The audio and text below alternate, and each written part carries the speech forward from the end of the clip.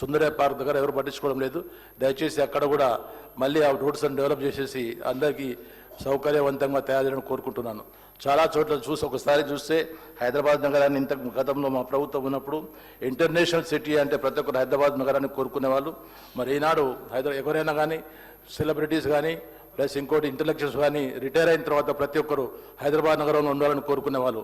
ఈనాడు హైదరాబాద్లో పెద్ద అధికారులు వ్యాపారవేత్తలు హైదరాబాద్ని ఖాళీ చేసి వేరే నగరాలకు వెళ్ళిపోతున్న సంగతి మీ దృష్టికి పట్టుకొస్తున్నాను. కావాలంటే వాళ్ళ పేర్లు కూడా మీకు తెలియజేస్తున్న అధ్యక్ష.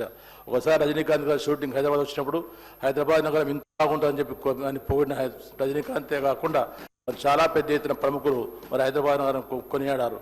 మరి ఈనాడు మా ప్రభుత్వం ఉన్నప్పుడు హైదరాబాద్ గల్లీ కానీ ఎటు చూసినా కానీ చాలా పెద్ద ఎత్తున రోడ్స్ డెవలప్మెంట్ చేసిన సంగతి తెలియజేస్తున్నాను.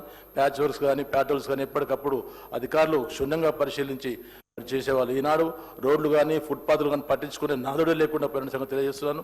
ఎంత చెప్పినా కానీ ఎవరు పట్టించుకోవడం. దయచేసి హైదరాబాద్ నగరం ఇంటర్నేషనల్ సిటీ కాబట్టి దీనికి మా ప్రభుత్వంలో ఉన్న పేరు కన్నా మీరు రెట్టింపు పేరు తేవాలంటే చాలా పెద్ద ఎత్తున శ్రమ చేసినా కానీ ఈ హైదరాబాద్ పేరు ప్రఖ్యాతులు పెంచే విధంగా పనిచేయాలని కోరుకుంటూ నాకు అవకాశం ఇచ్చినందుకు నమస్తే అధ్యక్ష. నమస్తే.